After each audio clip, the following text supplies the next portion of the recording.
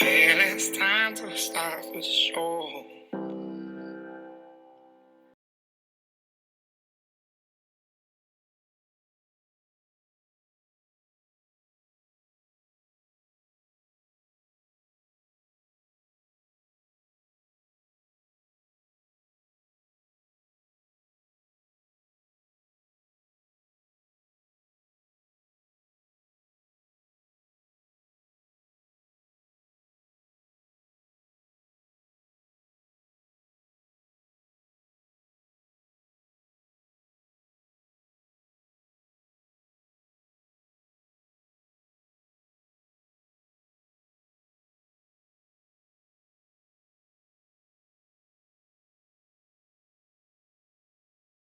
And welcome to the Portress podcast for season 2017.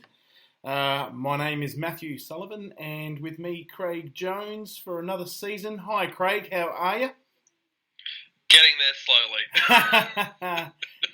So it's massive changes, like new faces, new locations. I'm up in the Gold Coast now, so so we'll be covering extensively on the Portress Facebook page the game against Brisbane in round, I believe, 6, and I'm also going to China in round 8, so we'll be covering that for both our Port Adelaide and China kind of Facebook pages and the Portress as well. And we'll make sure that Craig there is also pulling his weight from the other side of town in Adelaide. So, mate, how's your off season, pre-season? Have you been doing a bit of the study on our new drafts and all the drama that the off season brings? Oh, well, I've done as best I can. I mean, unfortunately, I wasn't able to get down to the club last week to watch the internal trial game. I had bigger things on last weekend that I was dealing with. Right, my son turned 1. Yes, I saw that. Congratulations to Logan. Thank you. I've survived 1 year. Many more to come. It's been an interesting season, like off season, but it has been for Port Adelaide a quiet one. In some ways, in some other ways, it's been a forced quiet one. But with serious, a background there for Jarman Impey, there's been some quite in regards to the club's approach to this season. It's not been one of too much fanfare. There's probably been a bit of China talk as the only thing that we've kind of focused on and talked about and put in the forefront of members and supporters' minds. What's your any highlights of just the Port Adelaide off season for you? Any picks that you kind of things you're looking at standing out for you from what we've done over the pre-season that you can look forward to this year? Well, I'm not sure if there's anything standing out. I'm hoping Ken's going with a new game plan. It looks like with some of the changes he has decided to make to the team, he's now pulled both Jackson Tringrove and Nathan Cracker, putting them up forward. Mm-hmm. That could be a sign of a completely different game plan. I strongly believe Sam Powell-Pepper will be playing round 1. Yeah, I reckon Joe Atley won't be too far behind him either. Mm-hmm. I reckon both could potentially be debutants round 1. It's very interesting. I mean, we already know at least one player who should be available that won't be available round 1, which we were just talking about with Jarman. Unfortunately, things happen and you pay the consequences. But other than that, it could be a very interesting lineup for Port this year. With I reckon our midfield and forward line, even our defence could look completely different to how we thought our best 22 was last year. I got real excited when Brendan Lade, one of the interviews, was talking and just was really definite, didn't hide away from Jackson being in the forward line. And Jackson in the forward line and more time with Chad in the midfield. And then Ken's belief in the defence, and we can go through that and chat about that a little later on. Just I guess the back six there. Yes. That is that confidence gives me a lot of belief. I'm looking forward to seeing Brett Eddy, and I believe that I feel like he's a really perfect fit, and if he can enjoy the fruits of the delivery that from an AFL talent that comes away, hopefully we are kicking better. There's a lot of potential. There's potential at the moment. Oh, definitely. I'm really hoping to see Brett Eddy come and play some games in the senior side this year. It does come down to him being elevated to the senior list. Although I do believe we have 2 available spots at the moment on the senior list, so he could potentially slot in and take one, which would be good to see. But with Jackson being moved into the forward line, I'm not sure if there's going to be as much of an opportunity had there been without Jackson moving up forward. That's the only thing I'm a little bit anxious on with Brett, is will he get the chance to leapfrog someone like Jackson Trengro in the forward line? You're right, yes. Yep. We know straight away Dixon will play unless he's injured. We know that's going to be the case. Westhoff usually gets listed in the forward line, and if Jackson's playing up forward, that's 3 tall forwards in the forward line. Where would Eddie sort of fit in that group? Yeah, no, I can see him being in a forward pocket, I just don't know if we'd want to go 4 talls up forward. That just doesn't sound like a. There's going to be days for that. I think it's a changing game with that. Yeah. It depends. Oh yeah. If you get the right balance there and you get your mojo with the team, and it's often less about what they're delivering up forward or what they're doing up forward, as if unless the supply is getting there. So. Yes, that's true. Now it's been an interesting pre-season. I guess one of the other things I was kind of interested in, obviously, is the China build-up. As I said, I'm going to that game and looking forward to,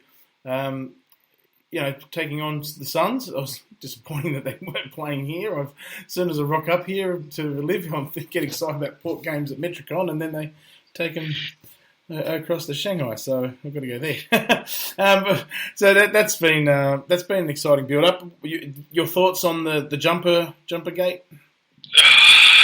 That's an interesting topic. I mean, personally, I would say it is a conflict of interest for the Suns to wear their home game jumper in China, mostly because their Guernsey is the Chinese colours. Yep.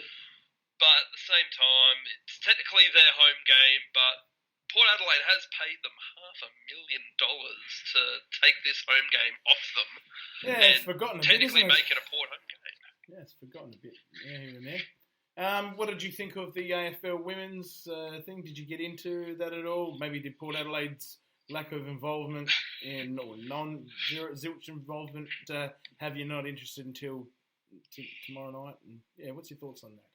No, I've looked at it a little bit, but it hasn't really piqued my interest because of Port Adelaide's lack of involvement. Yeah. I will say, I found it very funny that a certain female player for the mob downtown is their best player, but she's still very much tied to Port Adelaide. Yeah, it's awful seeing Aaron Phillips in a Crows jumper. I know, it's horrible. Oh, it's I can't really crazy. stand it. But, she is playing some good football. Yeah, She's it's interesting. basically been one of their. I could understand. She's either been second or best on ground for them. Yeah, I can understand the Crows people getting into it. Not everyone. I can understand it's a take it or leave it for some people, and they love it. And I got into some of the games and enjoyed it here and there. Just then I'd flick away and watch. It was, but yeah, it's pretty good. I imagine if Port Adelaide were playing, I got into a team, I could get into it. So yeah. Definitely. Follow you up in the future for Port.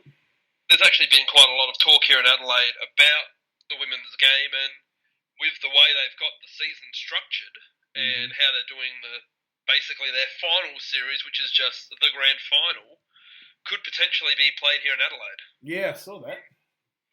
Yeah, so that'd be, and there was even talk it could be made a double header between the Crows GWS first game as well, because we'll be playing round one.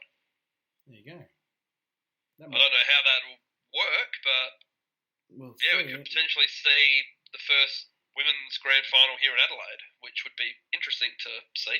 Yeah. A lot of pressure on the club to make sure they win both games on that day. Especially if GWS are the women's team that has to play them. Yeah, that would be. Yeah, that would almost be just make sense. Yeah. Yes. Look, at anything else that you wanted to touch on? Any trades or any kind of situations that you? Well, we really didn't do much trading in the. No, we didn't, do we?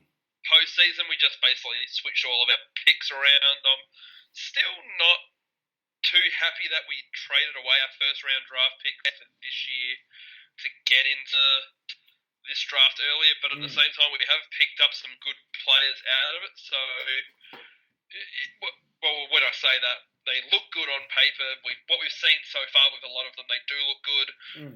At the end of the year, however, will be a different story. So it's still a very early days with it. We'll see how we go with it. I mean, I'm happy we've got Power Pepper. Todd Marshall looks like he could be a good forward in the future.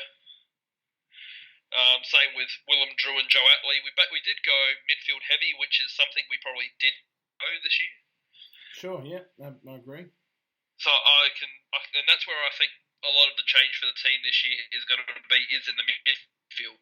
Like I can see Power Pepper being like Ollie Wines coming in round one, and he could potentially play 50 games straight for us straight away, and that would push someone that was currently in our midfield out, which I hate to say it, but I could see someone like Travis Boak taking less time in the forward line, playing more time in the forward line and less in the midfield for someone like Power Pepper to come in.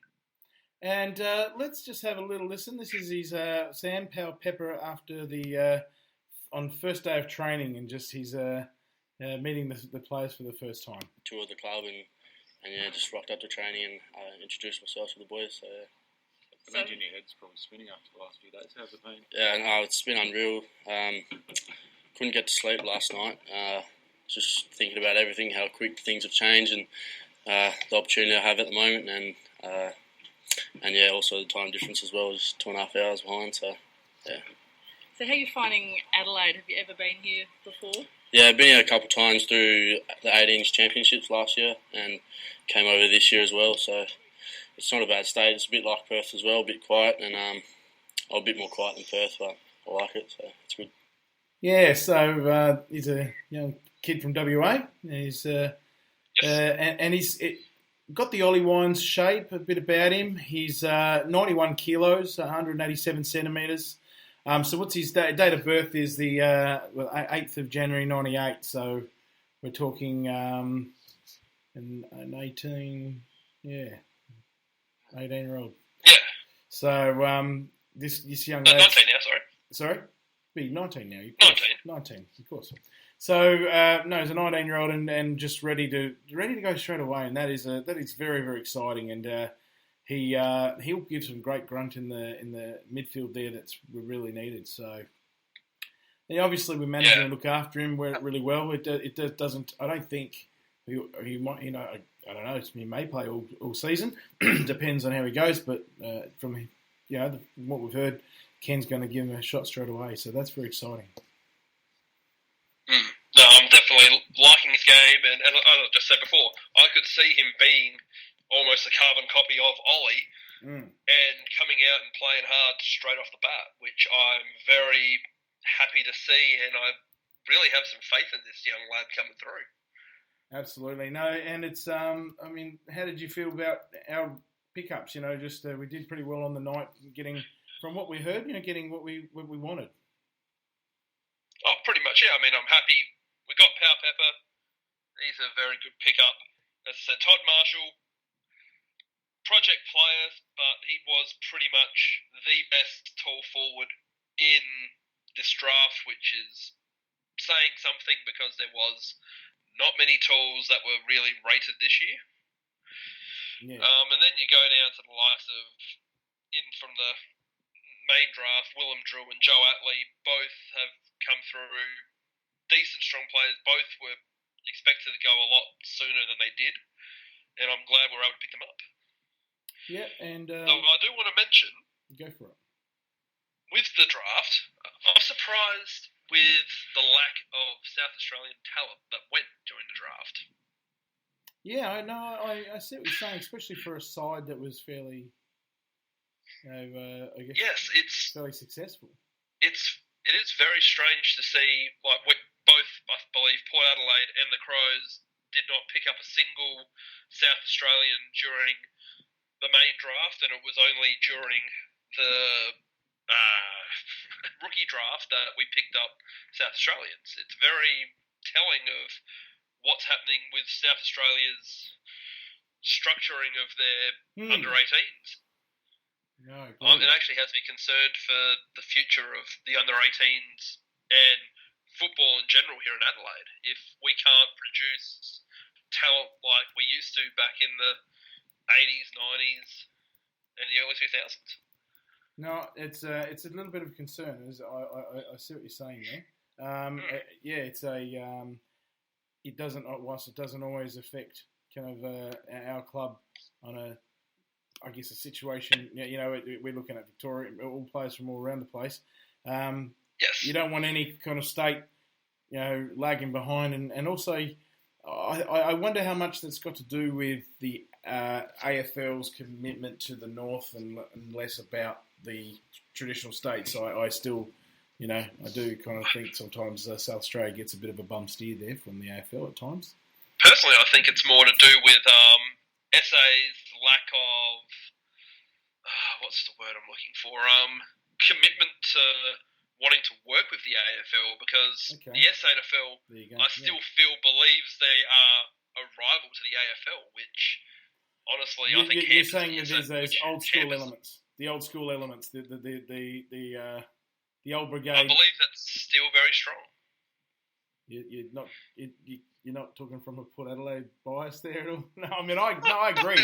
I can see what you're saying. I can see what you're saying. There's an element there, but it's not necessarily the bias of Port Adelaide, but there has always been a bit of a backlash between the SANFL and the AFL, and I don't think the SANFL necessarily wants to let go of the reins in any way to the AFL, and I think that's partly what's holding them back. No, I agree. It's a good point. I mean, like, there was, because I just saw a comment in the Spreaker chat from Portia. Thanks for listening, Portia. Okay, Portia. Too many short asses in the SA under 18s, which is true. We do have a lot of shorter players, which didn't necessarily help. But at the same time, we had some taller talent, which in the under 18s there was two tall rucks, which at stages did dominate in the under 18s competition, and one of them went, and the other one is still obviously not playing AFL this year, unfortunately. And it's an interesting thing. On the flip side, you get someone like Brett Eddy comes in. Exactly. He's now 27 years old. He's fascinating. Played VFL, AFL. He's done a lot of different things, and it's taken him a very long time to really get himself into a position where he is now to play AFL football. Let's talk a bit about him. Let's, for starters, Brett Eddy. This is Brett back in late November when he got first picked up. Just to his feeling about his role or the reason and what the club saw in him, and just how he feels about being part of the club here. Port is sort of a bit of word that you were going to get picked up, but did Port make any promises, or you only really found out until they called your name yesterday? Yeah, Port didn't make any promises. I had a pretty brief discussion with Jason and Jeff a few weeks before overseas. They just did their due diligence and just sort of mentioned that they were sort of interested. So, there was no promises beforehand. So, yeah. You think you can come in straight away and make an impact at AFL level? Yeah, I think I can do. If I get really fit and strong over the next 3 months and come in, I think it's a spot there for me. So, yeah, I'm excited by it. Is that what you got to work on, do you think, to take that next step? Yeah, I think just fitness for me. I think just get really fit and strong, and I think if I'm banging down the door, the opportunity will come. So, yeah. Is that one of those things, being, in SANFL, basically professional but not full-time? Do you think that's what can be the gap to make you an even better footballer? Yeah, I think playing SANFL, you train 3 times a week. We're here every day. So, the improvement will come. It's just how hard you work. I think I'm up to that. So yeah. Yeah, it's he's confident, isn't he? I love it. The rest of the interview, he was really confident. He didn't really shy away from kind of saying, I deserve a spot. And one thing I did, pick up, and obviously it's interesting now that we hear that was in November, and now it's 3 months down the track. We're hearing that he's playing this weekend, and I'll go through the lineup a little later on. And he is putting his hand up to say, hey, pick me. So I just think he's such a he could potentially be a real handy forward in our side, and in the first 22, I can really see it.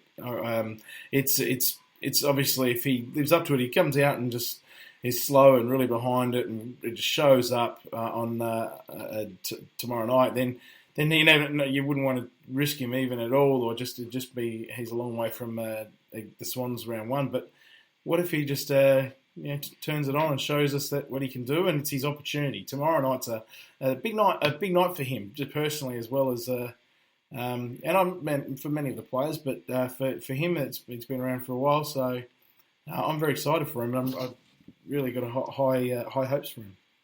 Oh no, definitely. I'm the same. I think he's going to be a really good player. Oh, all right. I've seen another comment from Portress. Yep. Eddie is the new Ryan Fitzgerald. I was pumping him up, and then don't. The new Fitzy Frizy, you. Oh no! We how dare you? Thanks for that. Don't put that on him, please. No, it's just he's 97 kilos with 193 centimeters. He's got a brilliant kick. He's if you are looking for a potential, again, it's a lot. The heavy word is potential, but to replace him for someone in Schultz's kind of role. Brett's potentially a man, and we'll give him a go. I think that if he's been doing what he's doing in South Adelaide in that skill of the level of SANFL, just imagine what could potentially be. So you never know. No, that's very exciting.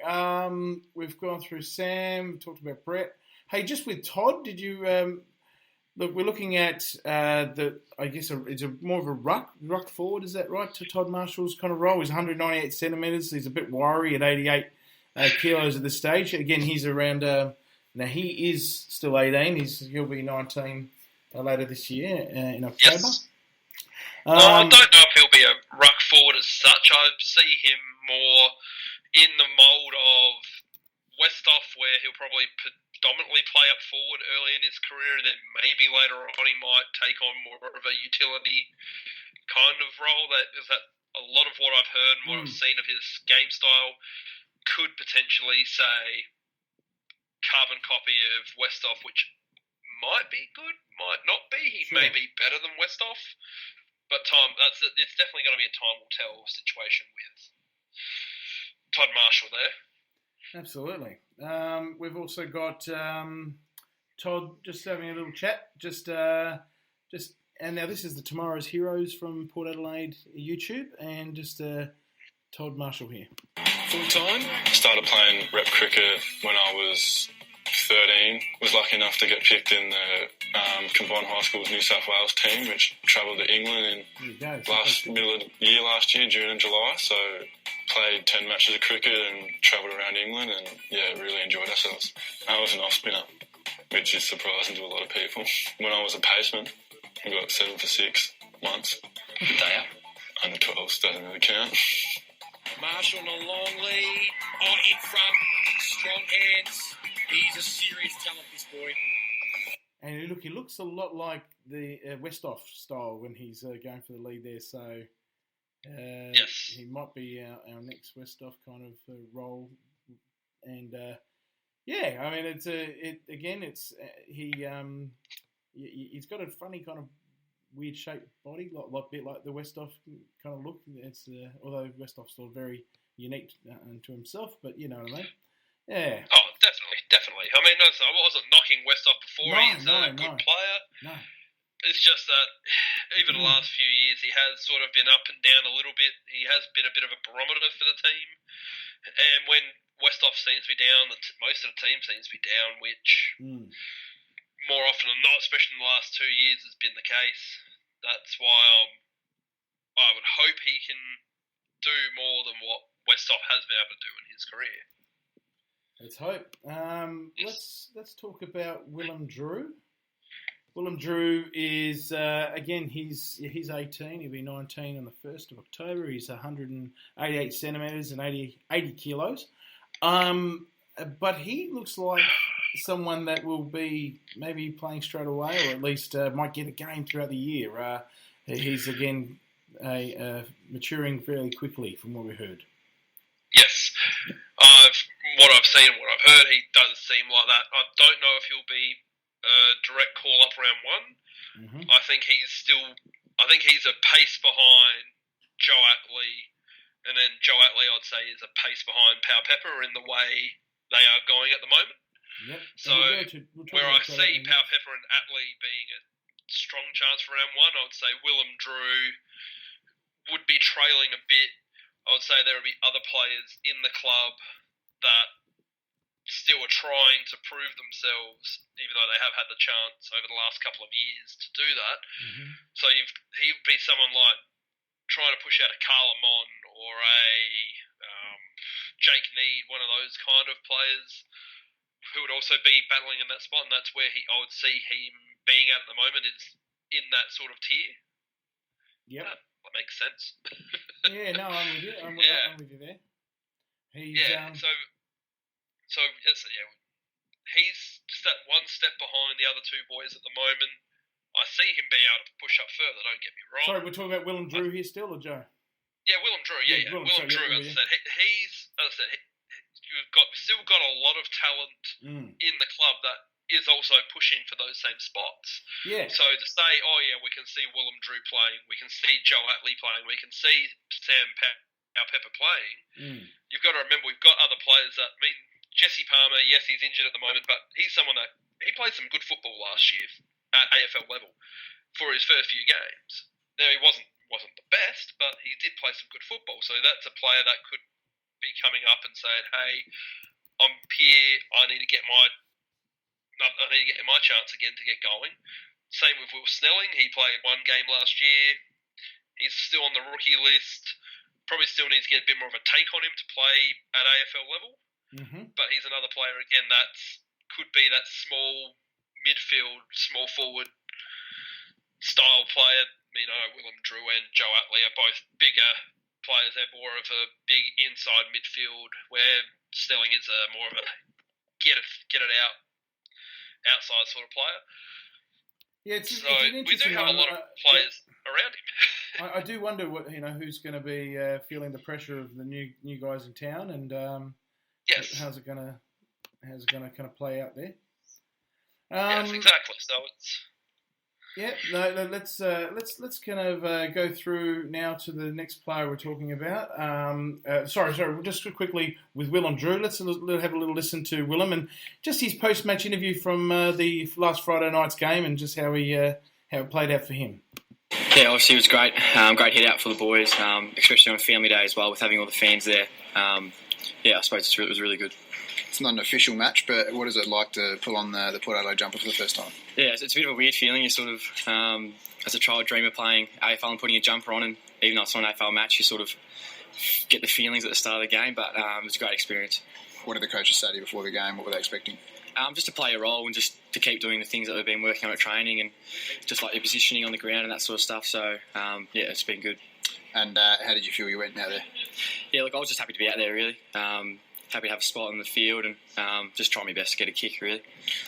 Yeah, a bit nervous in his first interview, I think, but or at least his kind of first post-match interview. But he looks pretty sharp. For those who somehow haven't seen him yet, just haven't kind of gone online and done your research with these players as well. As we said before.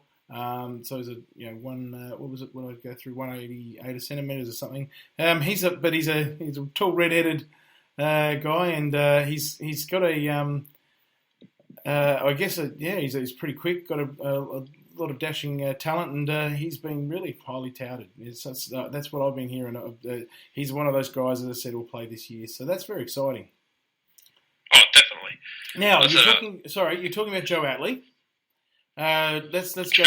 Let's talk about Joe. He's 19 on the 4th of August, so 4th of August 98. He's 186 centimetres, 85 kilos. Now, I think Joe was playing more of a midfield. Is that right? Midfield kind of role? He's a midfielder, like we've picked a fair few midfielders this year. Correct. He's basically the the 4 players we picked up in the draft. The three of them were midfielders. The last 3 were midfielders. The first one being our tall forward. Okay. We went midfield for the rest, and that was what we needed to do. Yep. So Sam, Joe, and Jared. That's correct. Yep. Jared Leonard. We'll talk about him in a minute, and we've got Emmanuel Era to talk about as well. Let's have a listen to Joe and just his update throughout the pre-season and just how he's going with everything from Joe Atley. For a couple of months now. How have you found the training like? So initially it was pretty tough, I guess. Training, 7 days a week, 1 day off, compared to TAC Cup footy where we've come from maybe twice a week and only for an hour and a half. So it's been a step up, but yeah, loved it. Probably just keeping mentally focused, I guess. It's a full job now, and yeah, training from 9 to 5 or even earlier than that. So. It's a lot to take in, a lot to remember. I like to relax on the days off and not do much. It's a lot easier getting through the sessions with the boys when it's footy based rather than just the running. So, and it's a lot more enjoyable. So I'm playing predominantly midfield, and then they change us forward and back every now and then just to test us out in other positions because you can't be one-dimensional these days. I guess it's one of those things we and I'm sure a lot of listeners agree, we really don't want to see a lot of these players have to play a full season.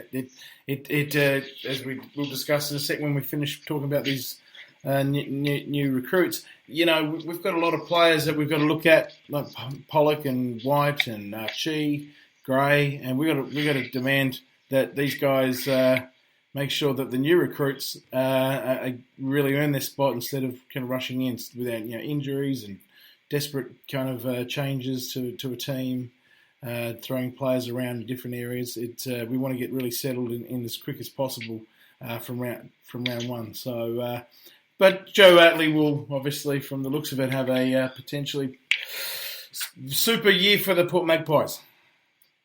Oh, definitely. Magpies. Even with just the players we did pick up, even if we don't play Sam Powell-Pepper at all, the other players that we have brought in will definitely strengthen that Port Adelaide Magpies team. Just having Brett Eddy playing in the Port Adelaide Guernsey this year will be massive. Oh yeah, even if he's actually playing for the Maggies. If he just plays Port Magpies this year, we may even get a premiership in the SANFL. Oh, look, we're a strong side of the Maggies, and we'll go through that another time. But today it's just tonight's just a jam pack full of the pre-season and got a touching before we go the St Kilda game as well. Let's talk about Jared Leonard. So Jared's another midfielder. Now this guy, he's 1994. Also, did we skip someone? Excuse me? Did we skip a player? No. There's only 2 more. There's Manuel and Jared. So I was just going to do the category B. No, you have missed one. Oh, who did I not even collect? Look, Peter Adams. Oh, okay. Sorry, I didn't. Do you want to go and explain about him? I have not picked him up there. Where is he? Well, he's not on the list here. Basically, he was one of the 2 tall rucks that were in the under-18s for South Australia. He was considered the better of the 2 between him and there he is. Jordan. 38. Sorry, yeah, thank you. 38, yeah. He's 203 centimetres, 94 kilos. He is a ruckman. Yep. So he's someone that could be giving a player like now his name's chuffed off my head here. Billy Frampton. So he'll be giving Frampton a bit of a kick in the rear to say, "Hey, I'm coming through as well. Yeah, if you don't want to move out the way, way, I'll make you move out my way. He seems to be a very decent ruckman. He probably needs a couple of years like what and now I just forgot Billy Frampton needed to get himself ready for AFL. Same with Todd Marshall. These are going to be project players, especially with Peter Adams. It's great to see him on the Port list, and I do have high hopes for him going into the future. Although it does make me think that our Port Adelaide Magpies list is going to be somewhat ruck heavy. Yeah, it might be actually. Yeah, I didn't really think about that. That was that'd be interesting. I think we've also kind of focused on kind of making sure we get a lot more ruckman because we have been a bit low on ruckman in the last couple of years. And very true. It's probably it's worth it. It's an investment for the future. And Peter, another young lad. He's just last month would have clicked over to 19, so he's there's a lot of fresh faces and new blood in the team. So I really think it's great because it just keeps especially if we get good talent in, it's going to keep the new guys, the guys at 2 to 3 years, keep them really sharp. Sorry, thanks for that. We're going through with Peter. Now, I do want to say, speaking of the two young rucks, the other one, Jordan Sweet. Okay, yes, he's now working with me. There you go. Yeah, he's still playing. Played for North Adelaide last year. I believe he will still be playing for North Adelaide this year. Probably play a lot of reserve, maybe even try and get some senior games for North Adelaide this year. Cool. He's really trying. He really is pushing himself to try and get into the AFL. I've actually seen him in person up close and you could definitely be a AFL ruckman. He needs to get a little bit more body mass on him, but he could potentially in the future be a very good AFL ruckman if he really puts his mind and effort into it. All right, Jared Leanett is number 40 in our list. Look, this guy's actually 22.5 years of age. Correct. So he's a little bit older. We've looked at him. Would he be 193 centimeters? So we're looking at another tall, 89. He's a utility. Yeah. That's mostly he's played as a utility half forward wing role for Sturt. Yep.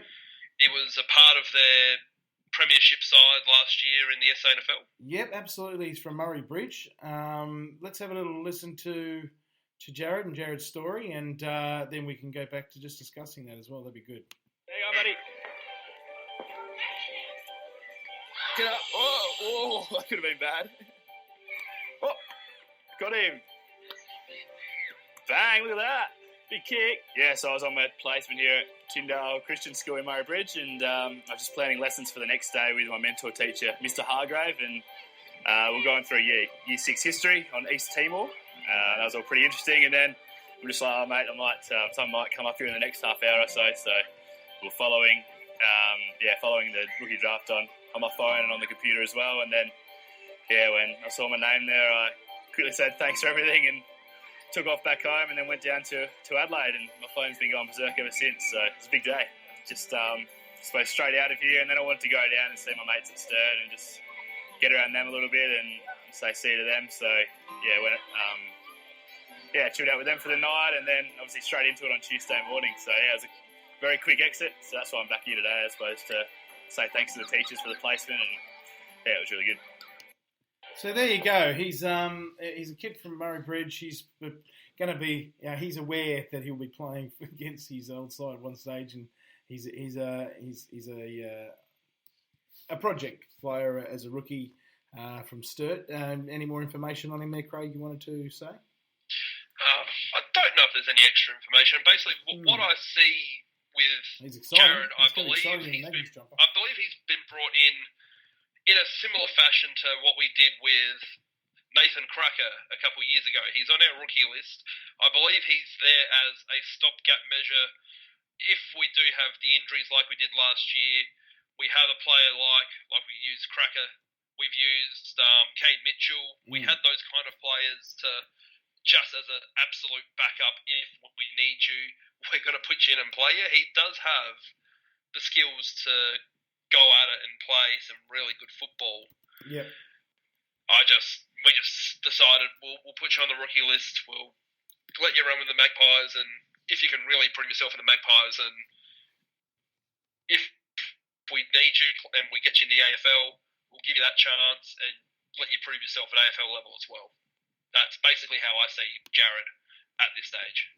Yeah, and like I said, he'll start for the Maggies. It's going to be a good team, the Port Magpies this year now.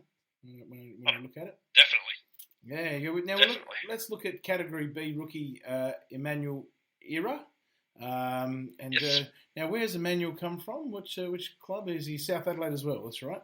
So he's South Adelaide as well, correct. For South, the Panthers have lost a couple of very good players there. Hey, can I just quickly, before we go and talk about Emmanuel, just thinking about the Panthers and Emmanuel's situation, reminded me also to mention that Brett Eddy has actually sacrificed business-wise. This is a bit of an interesting situation. It reminds me of Ian Cullinan was in a situation where he kind of took the risk, and when you're not always you're not coming from and he was from the Crows, and I think there's been some other players we've seen, other rookies, but I'm not sure how throughout the AFL. But I'm not really sure how we've exposed their kind of personal situation is in regards to whether they've got a career or whatever. But Brett Eddy apparently is sacrificing a bit for this. That's why all the more what kind of propelled me to talk about how big tomorrow night is for him.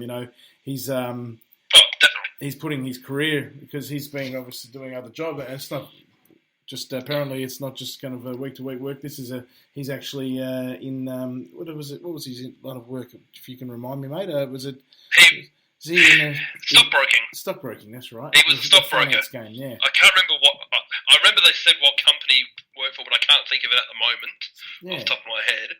But he was, basically, from what I consider, he was a really good stockbroker, and I would say he hasn't given it up. I'd say he's put it on hold. Yeah. I would say where he was working or any other business in stockbroking would be happy to get him once his AFL career is done and dusted now. Yeah, no. So it's just more of a put it on hold, and he's taken a massive pay cut.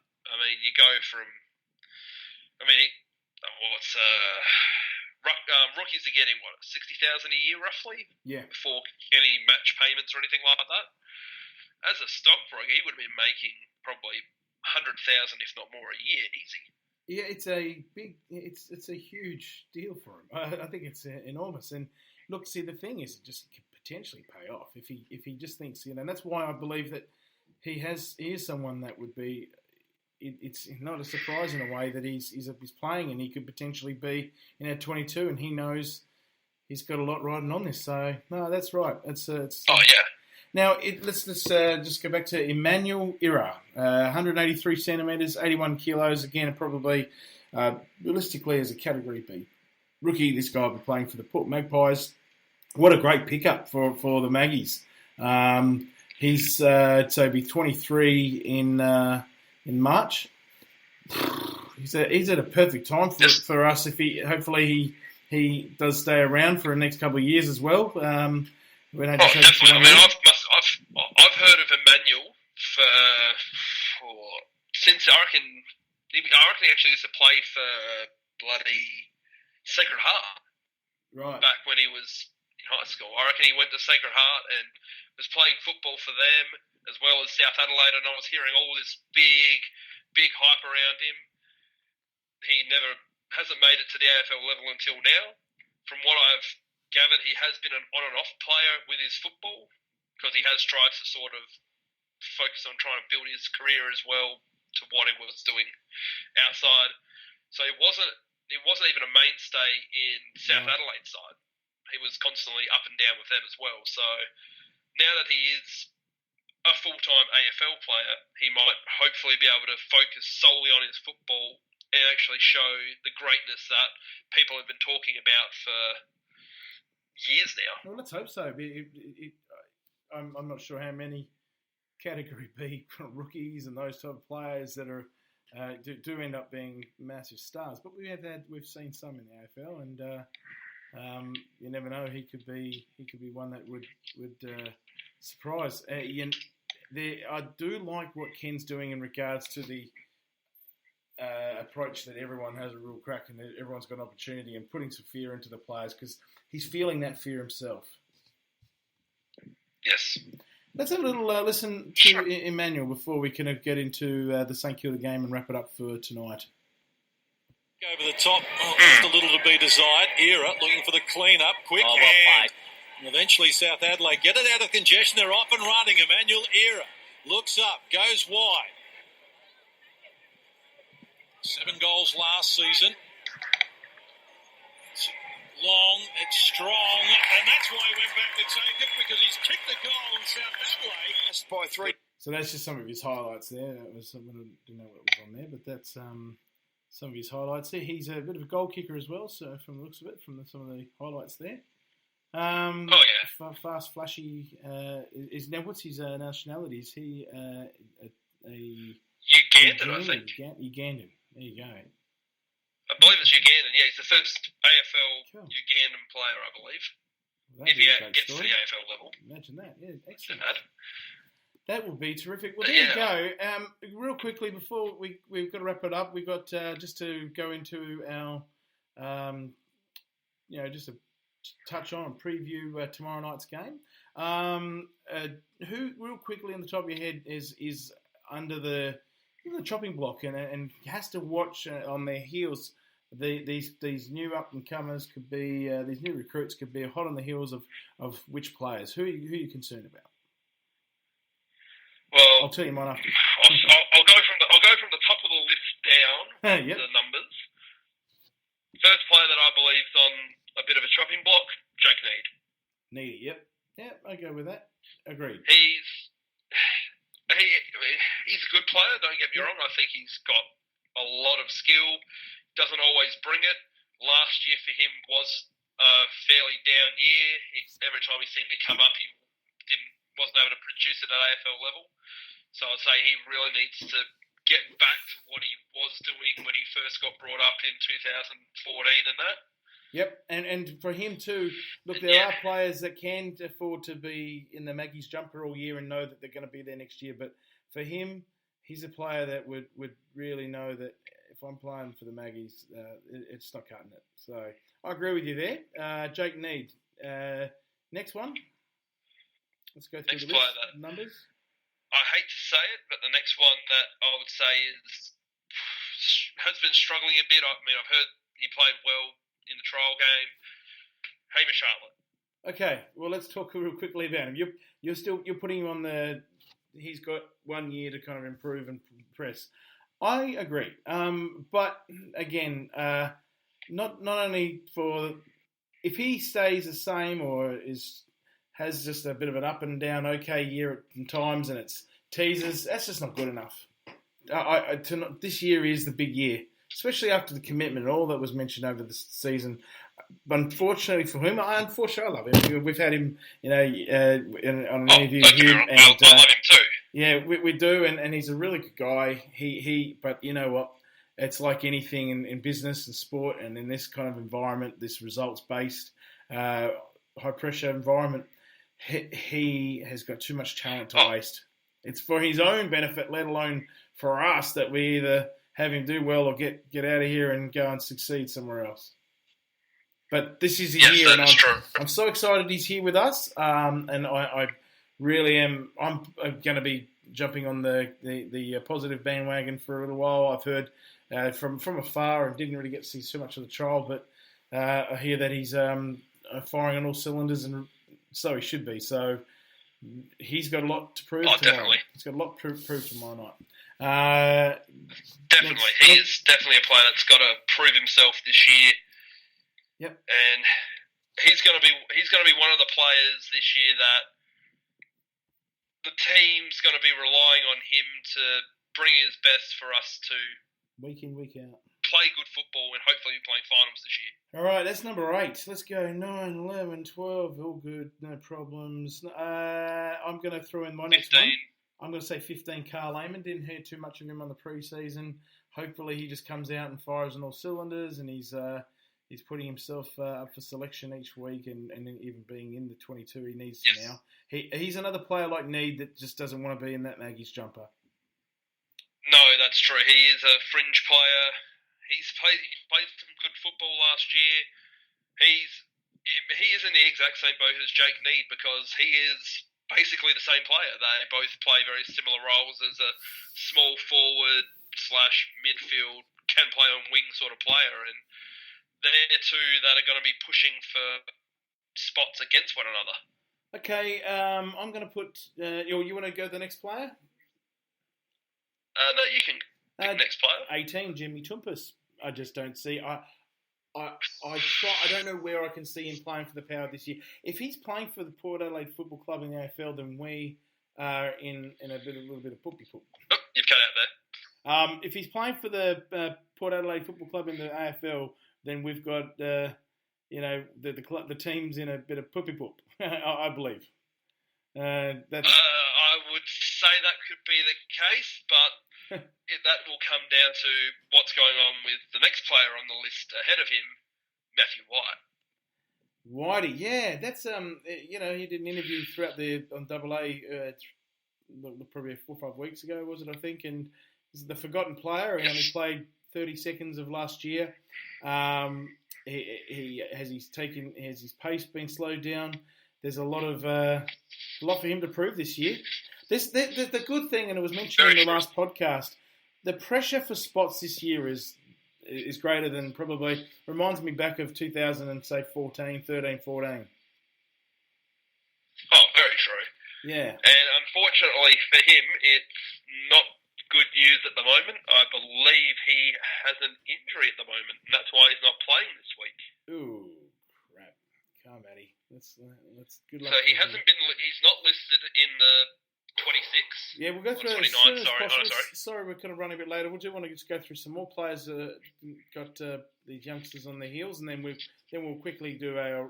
But I do remember reading something about him being injured at the moment. So next player on the list that you're thinking that may be I'm not 21 Pollock. Okay, Dixon, Lobie. Your thoughts this year? Lobie.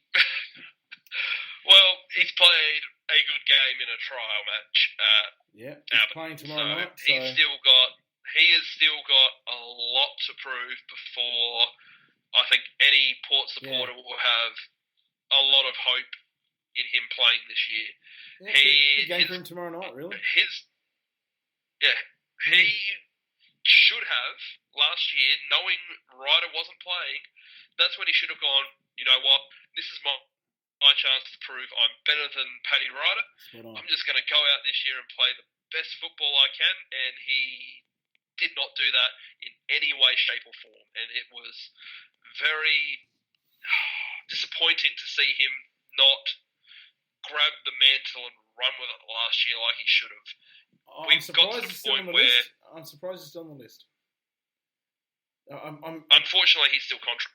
Yeah, I know, and that's exactly. I know. Look, man, and that was the problem. Now I can tell you, for those people listening that have never had the opportunity to be at Alberton and meet the guy, you would not meet a more nicer, just absolutely top bloke. He's a gem. I love the guy. It's just an absolute gem of a person. But you know, we're not rating players how good and lovely they are out in the field, and I'm really hoping Matty just it clicks and it's exciting and it's great for him this year, and he's playing in the AFL. And look, if we are having a very successful Matt Lobie in the AFL side, then we're doing really well. That's the good thing about his upside. His upside is very, very. It's very positive and very exciting. Definitely. But for Matthew Lobie, his biggest hurdle will be Jackson Trengrove. Yeah, no, it's obviously basically someone that can grab the ball up forward. Again, pushing Matthew Lobie out to take what would basically be the ruck forward role in the team at the moment. Okay, look, I feel obviously it's been a tough year for Jarman, but I wouldn't be putting any pressure on him. I think he'll be playing AFL a lot this year, and I think we're having an exciting year for him. Let's go through Riley Bonner. It's going to be an exciting year. I don't really have any doubts for him in his second year. Look, is Aidan Johnson someone who's still worthy of a long-term recruit? It was highly touted. We haven't heard much about his pre-season.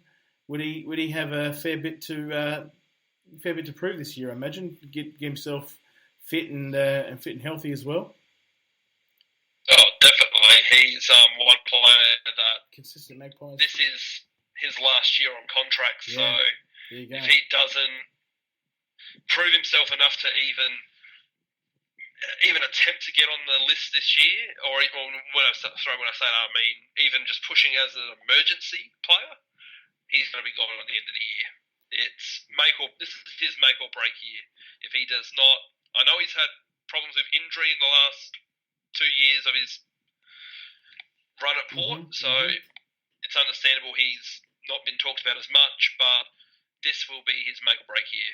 Look, there's a lot of players like 32, 33, 34, 36 and 37. That's Dougal, Darcy, Will, Jack and Jesse. Well, putting Jack aside there, the other guys are all fairly new and fairly safe in their positions. Dougal's got a lot of upside. Darcy's just in the 22. Will will definitely be a force to reckon with in the Magpies, and you never know, he may even get a look into power. But the player that I would think that I'd like to see definitely getting a lot more attention for selection, and hopefully has a great year, is Jesse Palmer. And one thing we'll do, we'll focus back on this for next week. We'll talk about our positives and who we're looking forward to seeing. Is there anyone else? What's your thoughts and concerns on Archie's future? If Archie's playing a lot of Maggie's games, like we talk about with Eamon and also Need, I would imagine unless there's some other crazy circumstances, Arch really needs to be putting his hand up for and be the first 22 for the power, right? Oh, he should be. It's a break. He had his chance last year to do that. Yeah. And he did not step up to the plate. Granted, we put him and other young players like Sam Gray in a position of we're running with you guys at the moment. You better prove yourself together, it reminded me of our home game against GWS last year, where when we were in front, we start the third quarter with Archie and Sam Gray both starting in the middle. Yeah. It screams of desperation at times. Exactly. And it's like, oh. But at the same time, that was their chance to stand up and say, hey, we can do this. And they shined. Neither player really. Yeah. Yes. They shined, and were showing that promise late in the previous 2015 season. So I guess it's got to be shown this year. Now, there's a lot. Again, we've seen players kind of go. Hopefully, Ken is a lot more stronger with some of these players, for this season, and they play with that fear and also that, I guess, excitement. But it comes with it. Cam Hewitt, maybe just one of those players that really does need to have a solid Magpie season. And hopefully he'll do really well there. Sam Gray, I think even Sam potentially being in the first 22 for him, it's another season where he doesn't want to be playing a lot of Maggie's game to be in and out. He really well and truly should be cementing his spot now. Very true, but on Cameron Hewitt and Dan Houston, yep, they are two rookie players. Yeah, this is now their second year as rookies, I believe. Might even be third year. Both got re-signed. Oh, yeah. Let me have a look. Yeah, both were basically re-signed as rookies. So if they don't at least prove themselves to be pushing for a senior spot this year in the Magpies, for saying, hey, we're going to be here at least to say, hey, if you give us another couple of years on the senior list, we're ready to step up to the next level. They're not going to be staying around. And look, I've got just the last player on the list there, the number 48 is Cracker. Oh, sorry, did you have anyone else you want to talk about there? Oh, sorry. No, well, just on those two. No, with go for it. Sorry. Cameron Hewitt, if you have and this just comes back to our playing list for tomorrow night's game. Yep. Dan Houston is listed as playing. Yeah. Cameron Hewitt is not. Oh, there you go. Okay. Yeah. Well, so that to me sounds more like Dan Houston could be the one to really push himself up this year and obtain a senior spot on the list. Mm-hmm. Cameron Hewitt, I think, may be gone at the end of the year. Right. Yes. Okay. There you go. Now that finishing up with Nathan Cracker in number 48. Look, he's one of those players where I'm hearing again some good reports coming out of this preseason, and he's exciting and he's got so much talent. He's just awesome. He should be in the top 22. But again, if he finds himself playing for the Maggies most of the year, I don't think he'll be on the list too much longer. So again, it's we can't get rid of every player, but it's certainly going to be some warning signs because I think he should be putting himself in contention. But I do feel Cracker's filling in a role for Port. I see Cracker as the new. Now, why am I keep forgetting names at the moment? I think I'm just too bloody tired at the moment. Paul Stewart. Right. He's the new Paul Stewart. You're cool. Okay. For Port Adelaide. As much as I love Cracker and I think he's an excellent player, his biggest problem was he missed his big opportunity when he was younger.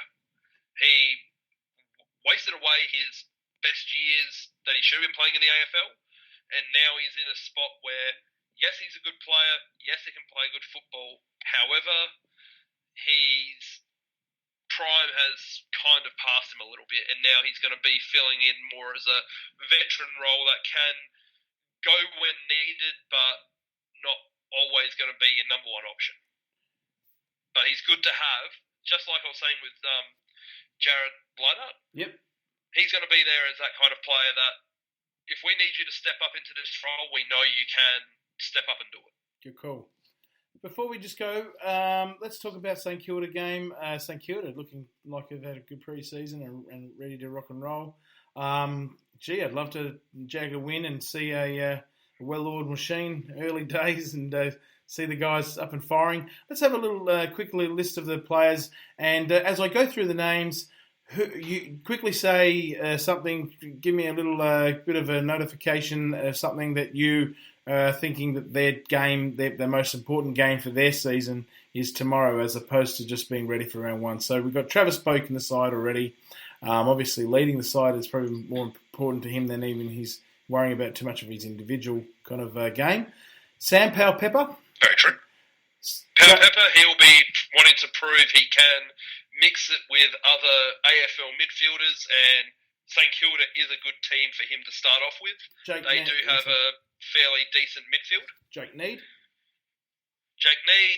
needs to prove that he can go hard at AFL level. Cannot afford to have a quiet game. Patrick Ryder. Constantly, not just Ryder. Yep. His biggest thing will be to prove he can play AFL for a whole game. Yes, I really am a bit concerned about that, but hopefully it's not a concern. Hopefully I haven't seen much of it.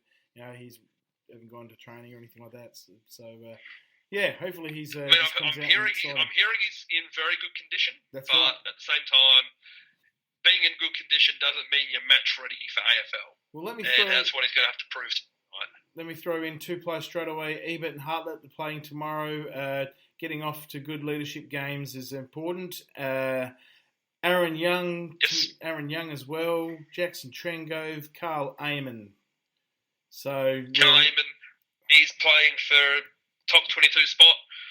I still think he's going to be fringe, but what he needs to do is prove I think he needs to prove he can play a full game on a wing. I think that's where he really needs to step up. It's a competitive lineup tomorrow. We've got Oliver Wines, Tom Cleary, and Chad Wingard, and Polek, Dixon, Lobie. Anyone there that needs to probably Lobie there, and even Dixon needs to make sure they're not having a quiet game and they're really starting to get a touch of the. Same with Jared Polek. I'd like to see Cleary as well to be able to just show that he's in for 4 quarters and not in and out of the game. Definitely. Jarman Impey. Especially with the way our defence is going to be, he needs to step up. True, absolutely. Jarman Impey's going to be wanting to just shuttle the naysayers. Riley Bonner. Well, Riley Bonner's got a game tomorrow too. And Brett Eddy, Willem Drew, Jasper Pittard. Let's just touch on those players. Bonner, Eddy, Drew and Pittard. Bonner will be wanting to try and prove he can step up into DBJ's shoes. Absolutely. Especially with DBJ being a little bit injured at the moment. So he's not playing. Maybe in doubt for round one. Exactly. So Bonner's going to want to prove he can step up and play round one football. Brett Eddy, again, he wants to prove he can play AFL football, period, and wants to get a spot round one. Drew, you never know. Well, he might see as well. Yep, he needs to prove he can do it. Willem Drew, again, could be playing round one, but as I said, he's got more competition being in the midfield against the guy playing up forward. Pittard, and Jasper Pittard, leading the back line. I didn't hear a lot of good things coming out of the trial game. You did or did not? To be honest. Oh, yeah, I heard he was quiet. Did not hear. Yeah. I heard he was pretty average. That's okay.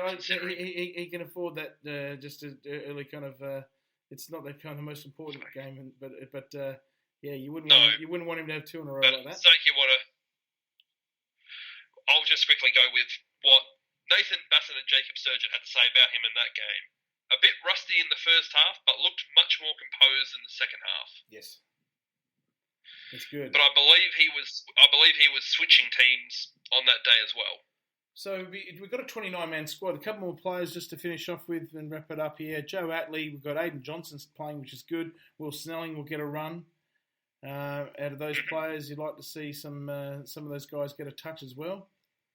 Yes, that would be very true, but we've got to remember that this 29-man squad needs to be trimmed back to 26. It will be down to 26. Some of those guys might not even get a game at the end. They've got Homsch, Westhoff, Jonas, and Houston, Gray, and Cracker as well. So that's it, guys. Mate, basically, a lot of those guys need to prove themselves.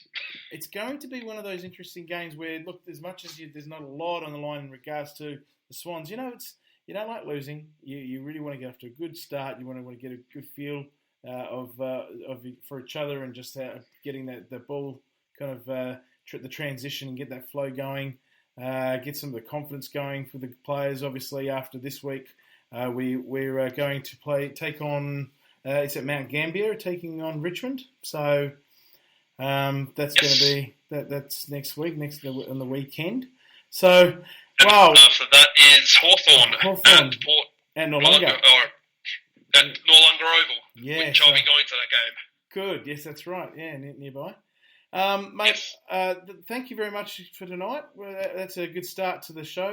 We've got a little over time, but we've got it all covered. And I think what we'll do next week, we'll talk about the players that obviously we're seeing, there's a good upside and excited to see this year and some of the promises, and just go through some of our predictions for the year and review obviously also what we saw on the tomorrow night. So thanks very much, Craig, and we'll have also throughout the year, guys, we'll chat next week and the next coming weeks. As I said, I'm going to China for the game, so we'll be covering that.